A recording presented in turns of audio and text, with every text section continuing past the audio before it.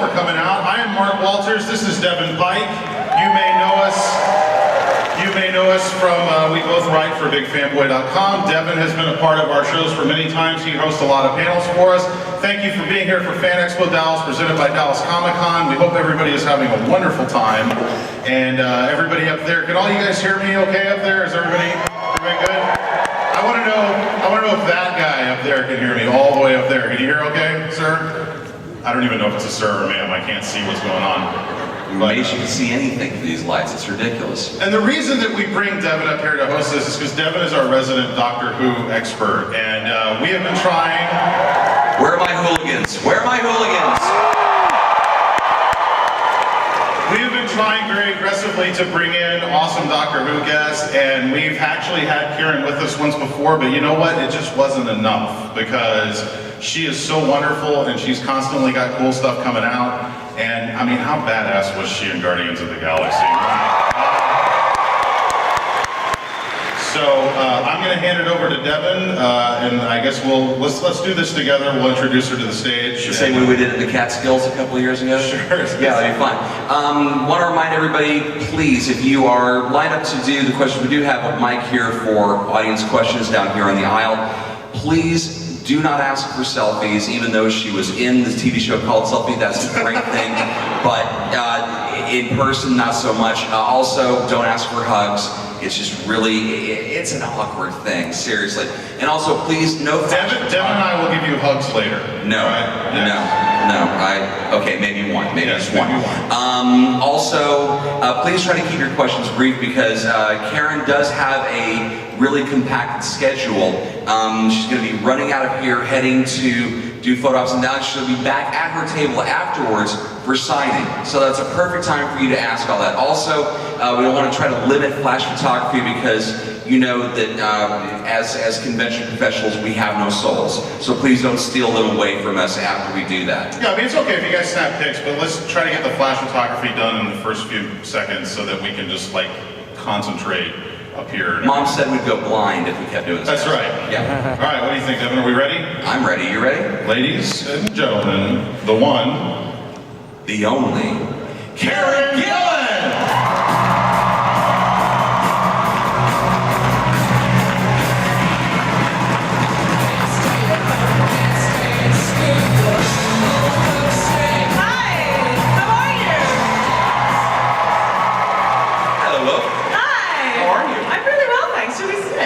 Have a seat, yeah, please. It's been a long weekend for all of us.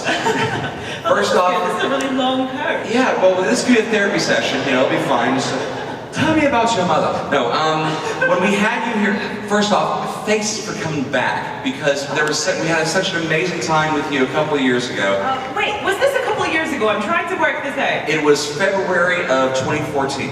So that was a year and a bit ago. Right, and at that point, yeah, and at that point, Oculus hadn't hit the theaters yet. No. And the Disney snipers were keeping you from saying anything about Guardians of the Galaxy. Right, yes. First off, phenomenal job in Guardians. Thanks. Yes, Nebula. Thank you. And I know that I'm not speaking out of school because I have been cleared to say the following things. It has been confirmed that you will be returning as Nebula in Guardians of the Galaxy 2. Yes! Yeah, I'm really, really excited to be coming back. I don't know what I'm going to be doing, but I'll be back, so yeah. So you haven't gotten any notes from James Gunn about, you know, Nothing. any character arc at all? I don't think the script has been finished yet. So I don't think anybody knows anything. Only James Gunn knows. So, other than having to shave your head again. Well, I don't even know if I'm going to have to do that. I just don't know. Maybe I could be bald in the next few months. Who knows? It's just, there was a great video that you had shot for. That one likes bald. It's hot, I'm not gonna lie. Yeah, it's wicked hot. There was a great video that you had shot for Esquire magazine right about the time the Guardians came out, where you were whipping your. There was a great. It was Scottish translations. Yes. Yeah, yeah, and that's right. you were talking to Jabon, and you like whipped your wig off again, and you were extremely short at that point. Yeah, I am. So Esquire is a men's magazine, and they saw my hair, and they were like, "Where's the wig that you said you were going to bring?" And I was like, "Fine, okay, I'll put it on." And then we made this video for it, and I was like, "I want to pull the wig off again. I really want to do it." So they incorporated it into the video. So it's on YouTube if you want to check it out. Scottish colloquialisms with Karen Gillan, I think. Since I wasn't able to bring that, what was one of them? Because they were all just really amazing. Oh my goodness, I don't even remember. You No, grew up I with them, don't. so, yeah. I know. I can't remember what I said. There's so many in my head. Then we'll switch off that because I don't want to dwell on it. Again, a phenomenal run on Doctor Who as Amy Pond Williams. We can actually give her full name.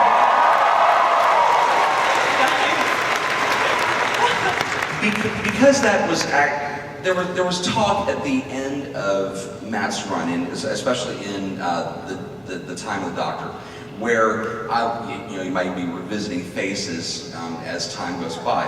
Not so much because we were speaking with Billy yesterday, Billy Piper, and that chapter seems to be closed for Rose Tyler. Is there any opportunity that you can see where Stephen calls you and says there's actually something where we think that there may be an opportunity for you and Peter Capaldi to share some screen time? Oh, well, first of all, that would be so cool if that ever happened, and I would do it immediately.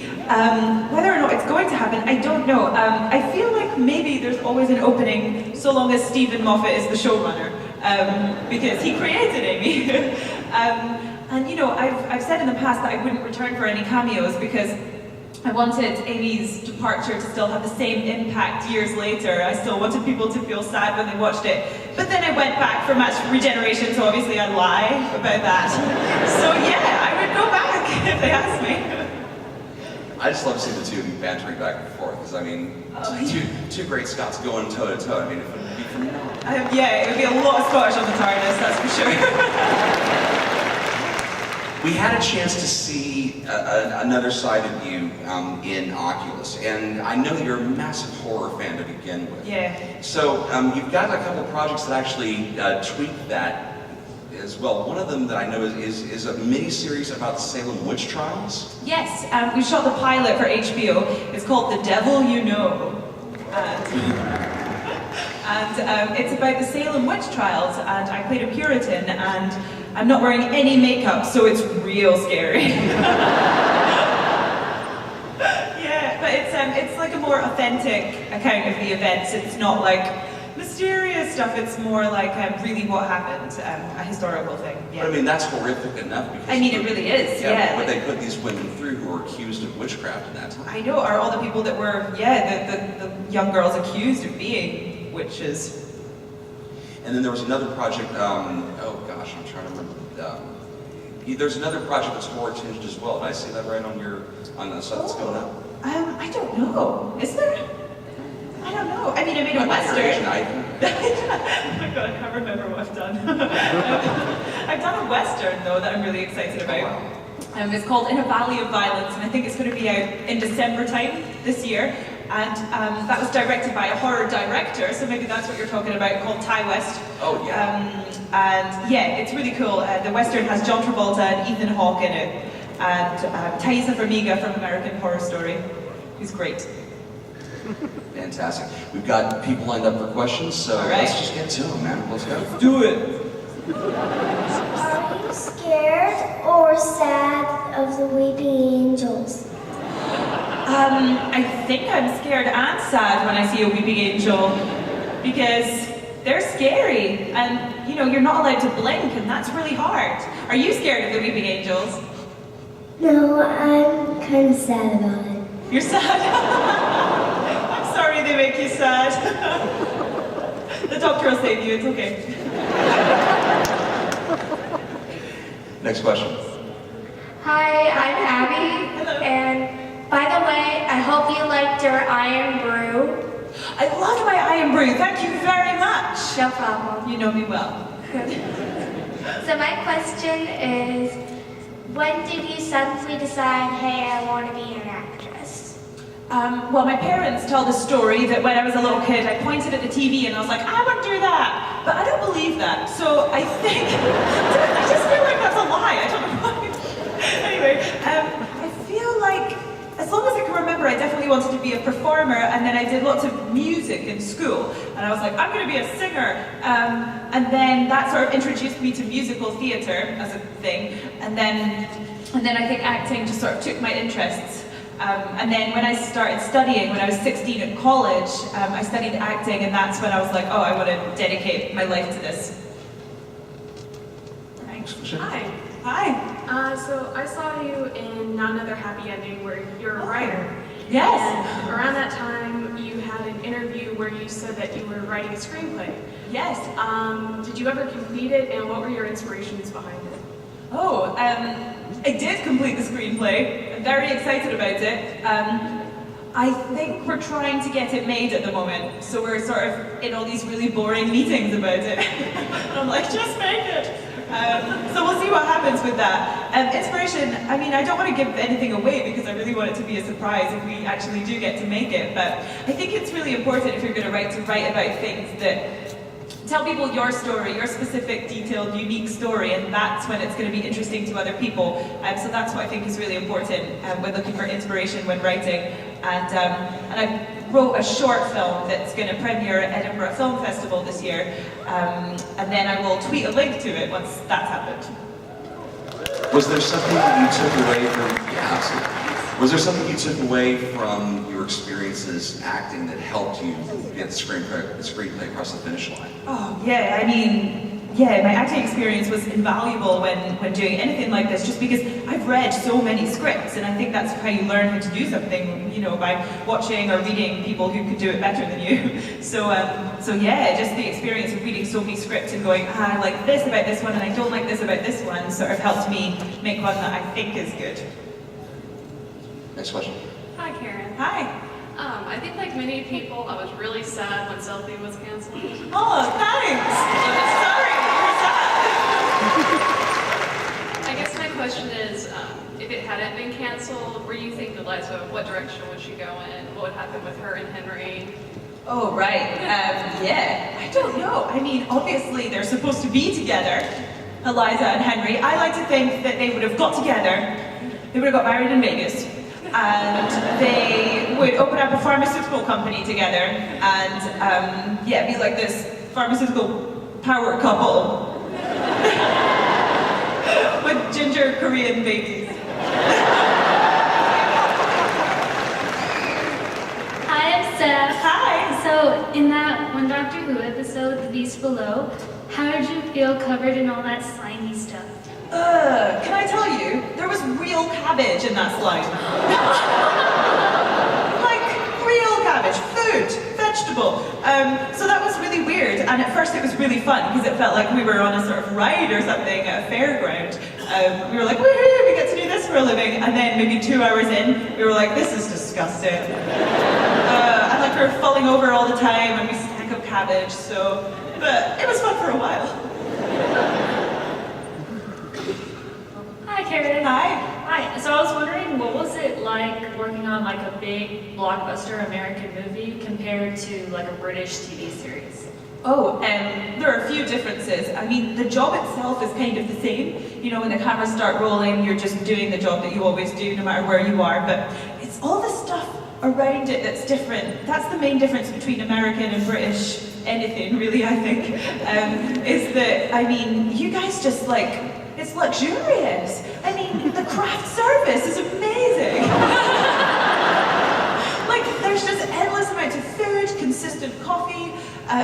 In the UK, we get biscuits at, I think, 11 a.m., which I think you call cookies, but not particularly nice ones, and then tea all day, and that's it. So yeah, it's luxurious compared to the British stuff. Hi, I just wanted to ask, whenever you were doing Doctor Who, was there anything like that genuinely scared you that was like a prop or something like that without any special effects? Oh, yes. So the silence really scared me, and they were not really CGI or anything. That was a really tall guy in a suit with the weird finger, and that was really intimidating to be around. Yeah, they're just sort of horrible looking. But like in these sort of like dapper suits, which is quite weird and elegant. I don't know. They were freaky. What was your favorite Doctor Who adventure and why? Oh, good question. I think my favorite one would have to be the 11th hour. Running away from the eyeball thing.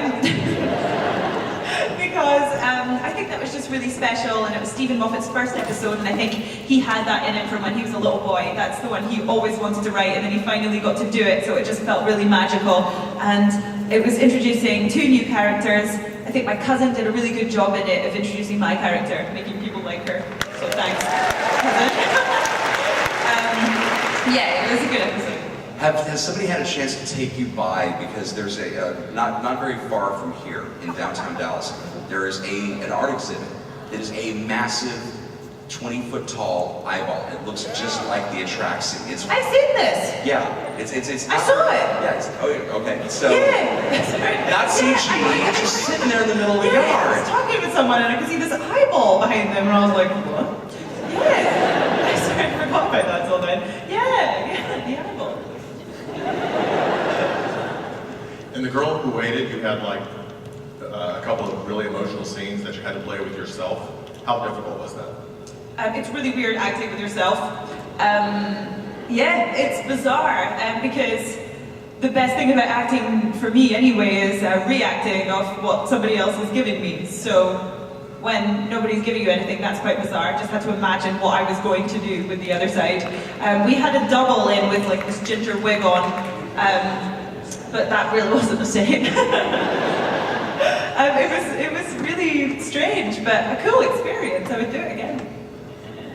Hi, I just wanted to say, since there's been like speculation that you watch Doctor Who still, the Master has turned into a girl, sorry, spoiler alert.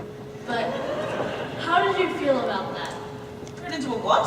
A woman. The Master's turned into a woman. Wait, who's the woman? Michelle Gomez. Are you serious?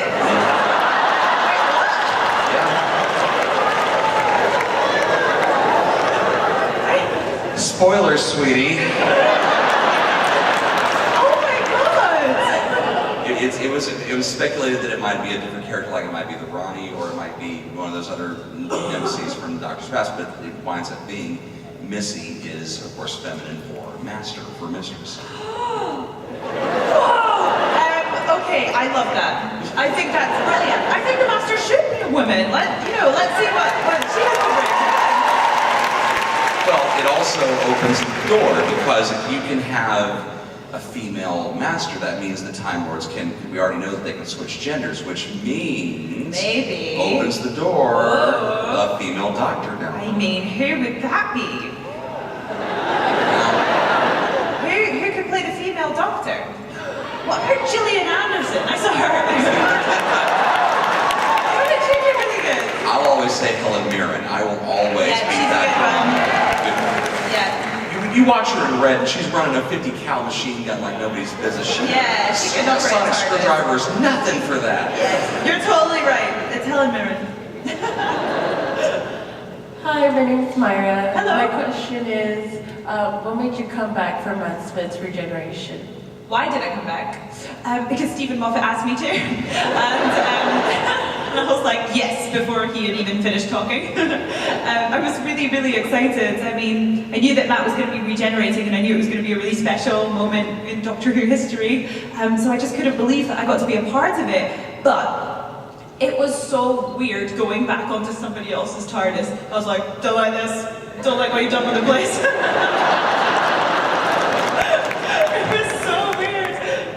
Down the stairs. But yeah, it was really fun. It was sad that day though.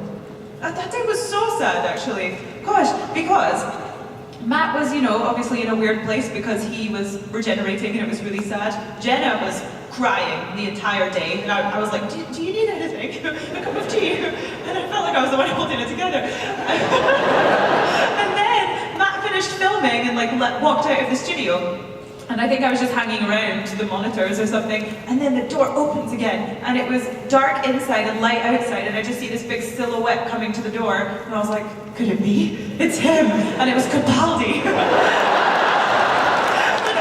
we like walked in and he was the doctor all of a sudden, and I was like, whoa, 1 in, 1 out. It really is like that. Like in the space of an hour or something, it was crazy. Did they shoot that in sequences? Most TV shows, they shoot it out of sequence. Way out of sequence, yeah. So was that actually Matt's final day on set, or did he have other stuff to shoot? I don't think it was his final day on set, but they did shoot Matt's exit and then Capaldi's entrance in chronological order. So that's why both doctors were in the vicinity. It was so bizarre.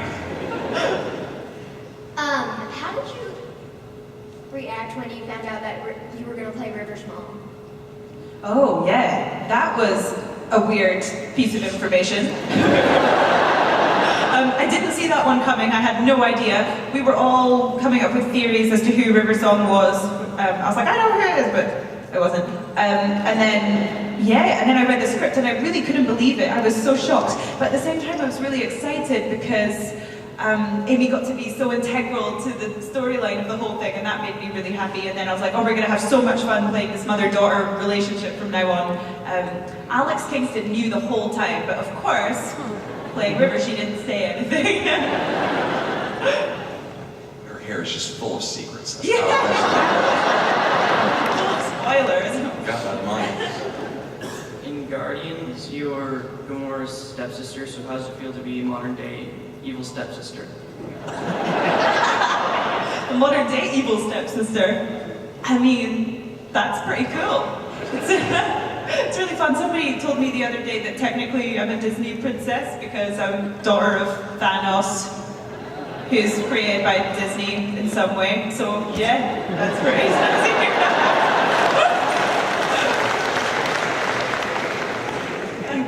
Hi. So since for the monsters there are a lot of green screens and computers used, what's it like as an actress having to run down corridors from things you can't see that you're just kind of having to make up?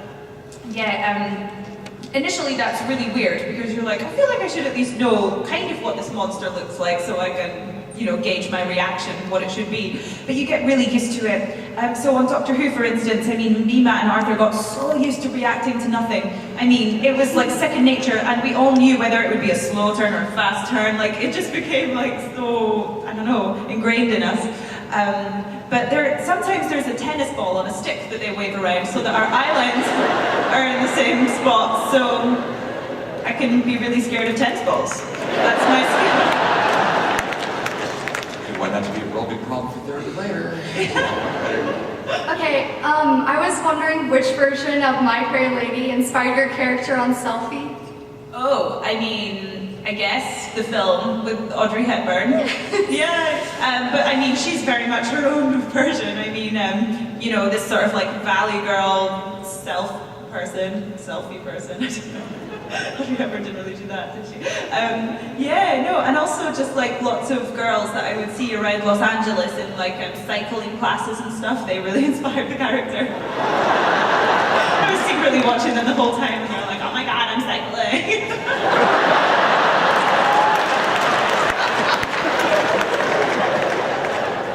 I love hearing that voice come out of your head. It's amazing. Hi.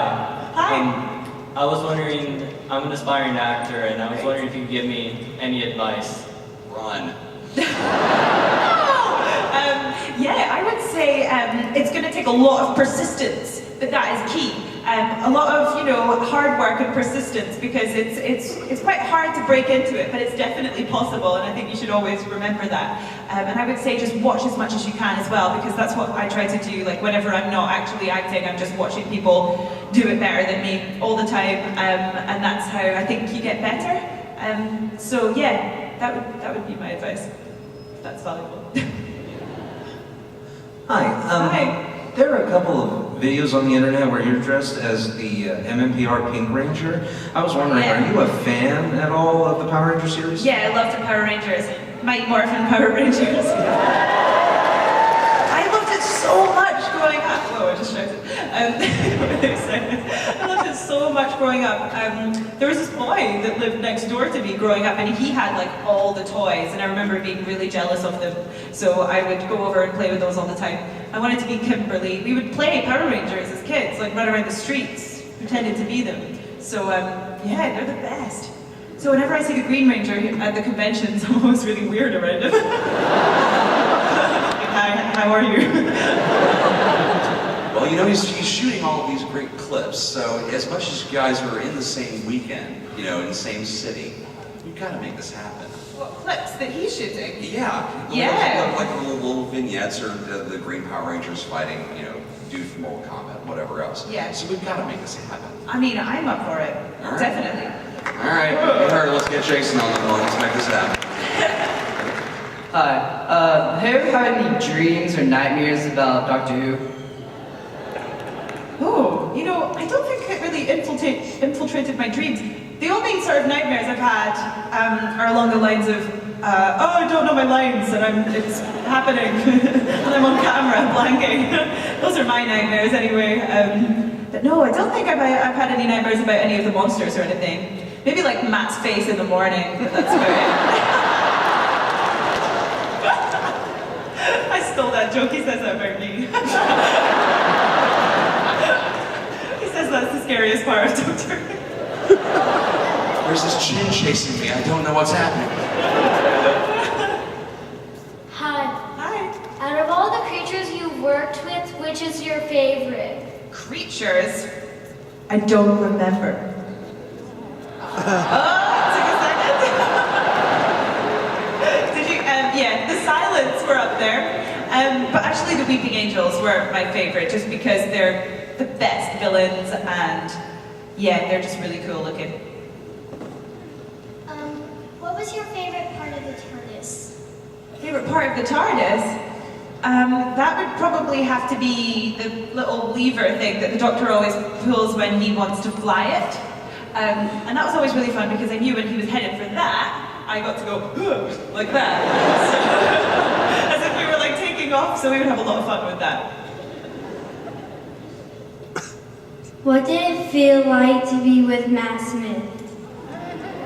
What, sorry? What did it feel like to be with Matt Smith? What did I like? What did it feel like? Feel like, sorry.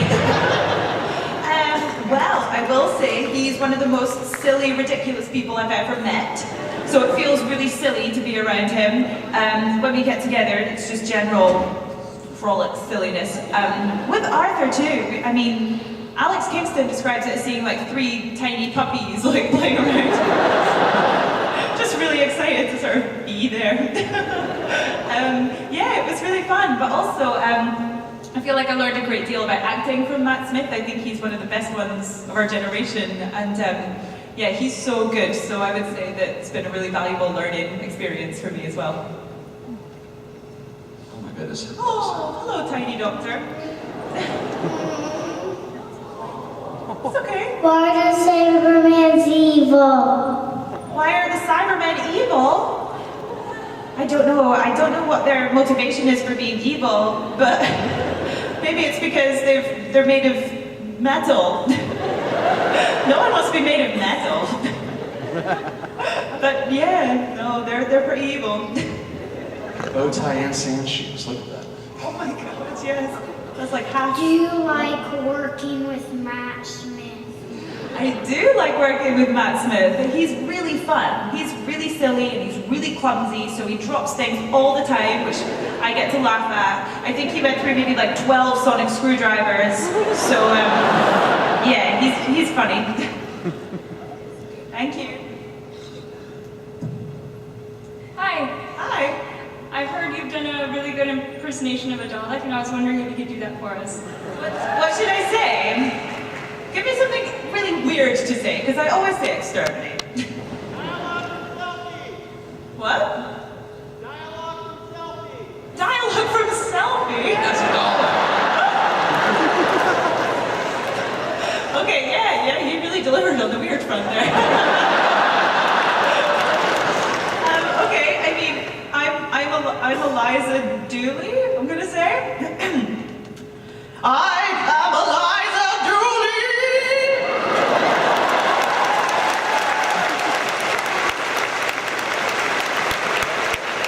I don't know what I'm doing. Hi. I was wondering, out of all the 12 doctors and the War Doctor, which one was your favorite? Out of all of the doctors, including Matt Smith. Yes. Oh, Matt Smith! If you could pick a second one. Oh, a second one. I mean, like, I'm not just saying Matt Smith because I'm biased. Like, I genuinely love his performance as the Doctor. I think he really sort of captures the alien aspect of the character naturally. He does, though. It's like, oh. And he's really silly and comedic, so genuinely, if I wasn't in Doctor Who, that would be my favourite version of the character. But also, I really love Tennant just because he was really sort of fun and... Yeah, he had a really good energy and he's Scottish, so yeah. Hi. Hi. Being from Scotland, do you have a favorite whiskey? Yes, I do. Tomatin, 18-year-old. Drink it if you're old enough. Oh, there's a man in a kilt. Speaking of whiskey. He is not allowed on the microphone. No, What Douglas. takes the jobs one can get? Oh, are we out of questions? Well, it's out of time. Oh, it's out of time, No, all we right. had because we have to spirit you away because we've got a ton of people who are going to. It is an absolute gas. I know.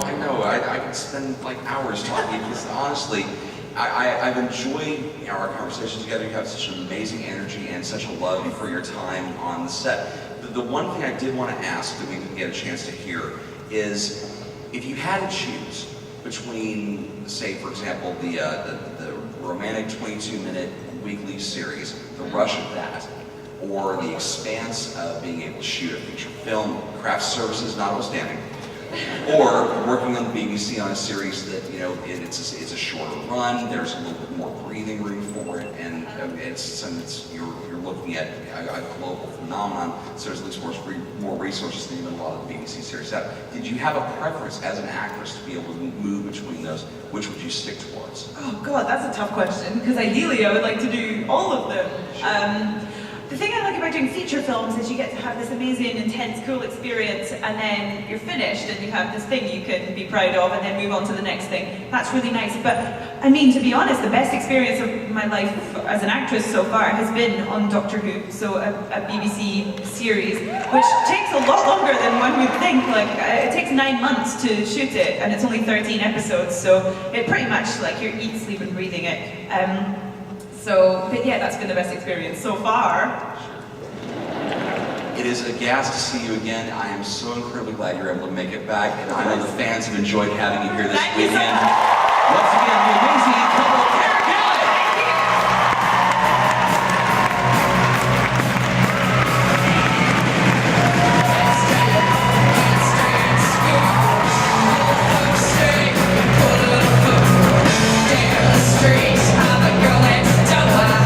Talk at the end of Matt's run-in, especially in the time of the Doctor, where you might be revisiting faces as time goes by. Not so much because we were speaking with Billy yesterday, Billy Piper, and that chapter seems to be closed for Rose Tyler. Is there any opportunity that you can see where Stephen calls you and says there's actually something where we think that there may be an opportunity for you and Peter Capaldi to share some screens on? Oh, well, first of all, that would be so cool if that ever happened, and I would do it immediately. Whether or not it's going to happen, I don't know. I feel like maybe there's always an opening so long as Stephen Moffat is the showrunner, because he created Amy. And you know, I've said in the past that I wouldn't return for any cameos because I wanted Amy's departure to still have the same impact years later. I still wanted people to feel sad when they watched it. But then I went back for Match Regeneration, so obviously I lie about that. So yeah, I would go back if they asked me. I just love seeing the two of you bantering back and forth, because I mean, two great Scots going toe to toe. I mean, it would be phenomenal. Yeah, it would be a lot of Scottish on the TARDIS, that's for sure. We had a chance to see another side of you in Oculus, and I know that you're a massive horror fan to begin with. Yeah. So you've got a couple of projects that actually tweak that as well. One of them that I know is a mini-series about the Salem witch trials. Yes, we shot the pilot for HBO.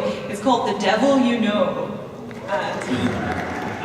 And it's about the Salem witch trials, and I played a Puritan, and I'm not wearing any makeup, so it's real scary. Yeah, but it's like a more authentic account of the events. It's not like mysterious stuff, it's more like really what happened. Really, really excited to be coming back. I don't know what I'm going to be doing, but I'll be back, so yeah. So you haven't gotten any notes from James Gunn about, you know, Nothing. any character arc at all? I don't think the script has been finished yet, so I don't think anybody knows anything. Only James Gunn knows. So, other than having to shave your head again, Well, I don't even know if I'm going to have to do that. Oh, I wow. just don't know. Maybe I could be bald in the next few months. Who knows? it's just, there was a great video that you had shot Oh, for that one likes bald. It's hot, I'm not gonna lie. Yeah, it's wicked hot. There was a great video that you had shot for Esquire magazine right about the time the Guardians came out, where you were, you know, whipping your.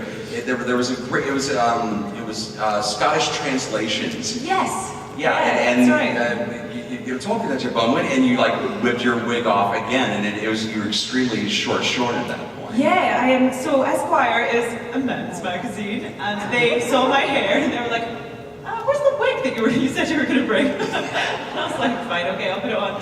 And then we made this video for it, and I was like, "I want to pull the wig off again. I really want to do it." So they incorporated it into the video. So it's on YouTube if you want to check it out. Scottish colloquialisms with Karen Gillan, I think. Since I wasn't able to bring that, what was one of them? Because they were all just really amazing. Oh my goodness, I don't even remember. You No, grew up I with them, don't. so yeah. I know. I can't remember what I said. There's so many in my head. Then we'll switch off that because I don't want to dwell on it. Again, a phenomenal run on Doctor Who as Amy Pond Williams. We can actually give her full name.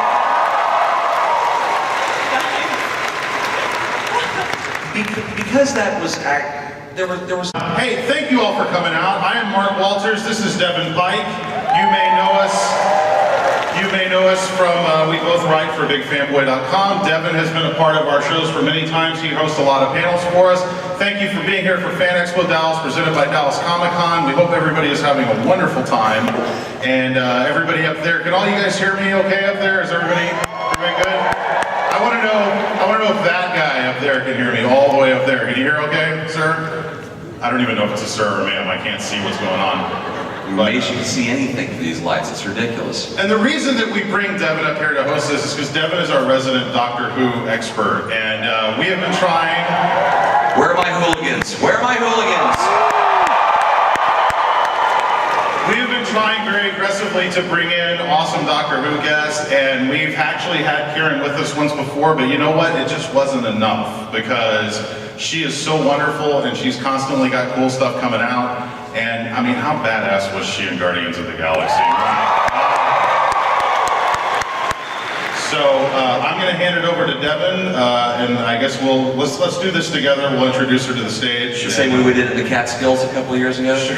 Yeah, that'd be fun.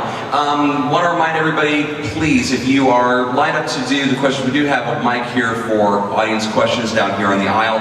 Please do not ask for selfies, even though she was in the TV show called Selfie. That's a great thing. But in person, not so much. Also, don't ask for hugs. It's just really, it's an awkward thing, seriously. And also, please, no. Devin and I will give you hugs later. No, right? Okay, maybe one, maybe just one. Also, please try to keep your questions brief because Karen does have a really compacted schedule.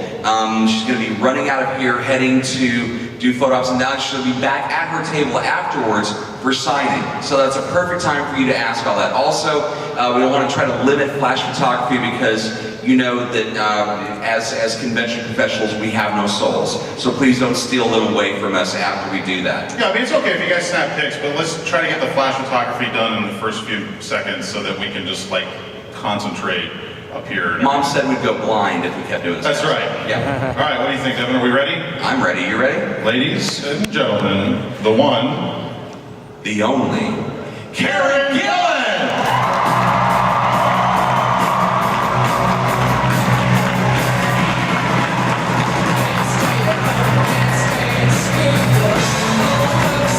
Hi, how are you?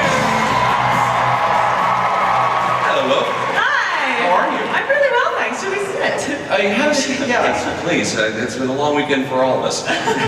First off, this is a really long coat. yeah, well, this could be a therapy session, you know, it'll be fine. Just tell me about your mother. No, when we had you here, first off, thanks for coming back, because we had such an amazing time with you a couple of years ago. Wait, was this a couple of years ago? I'm trying to work this out. It was February of 2014. So that was a year and a bit ago. Right, and at that point, Oculus hadn't hit the theaters yet. No. And the Disney snipers were keeping you from saying anything about Guardians of the Galaxy. Right, yes. First off, phenomenal job in Guardians. Thanks. Yes, Nebula. And I know that I'm not speaking out of school because I have been cleared to say the following things. It has been confirmed that you will be returning as Nebula in Guardians of the Galaxy 2. Yes! A historical thing, yeah. But I mean, that's horrific enough. Because I mean, it really is, yeah. But they put these women through who were accused of witchcraft in that time. I know, are all the people that were, the young girls accused of being witches. And then there was another project, oh gosh, I'm trying to remember. There's another project that's horror tinged as well. Did I see that right on the stuff that's going up? I don't know. Is there? I don't know. I mean, I made a Western. Asian, Oh my god, I can't remember what I've done. I've done a Western, though, that I'm really excited about. It's called In a Valley of Violence, and I think it's going to be out in December time this year. And that was directed by a horror director, so maybe that's what you're talking about, called Ty West. Oh, yeah. And yeah, it's really cool. The Western has John Travolta and Ethan Hawke in it, and Thaisa Farmiga from American Horror Story, who's great. Fantastic. We've got people lined up for questions, so let's just get to them, man. Let's go. Do it. Are you scared or sad of the weeping angels? I think I'm scared and sad when I see a weeping angel, because they're scary, and you know, you're not allowed to blink, and that's really hard. Are you scared of the weeping angels? No, I'm kind of sad about it. You're sad? I'm sorry they make you sad. The doctor will save you, it's okay. Next question. Hi, I'm Abby. Hello. And by the way, I hope you liked your iron brew. I loved my iron brew, thank you very much. No problem. You know me well. So my question is, when did you suddenly decide, hey, I want to be an actress? Well, my parents tell the story that when I was a little kid, I pointed at the TV and I was like, I want to do that. But I don't believe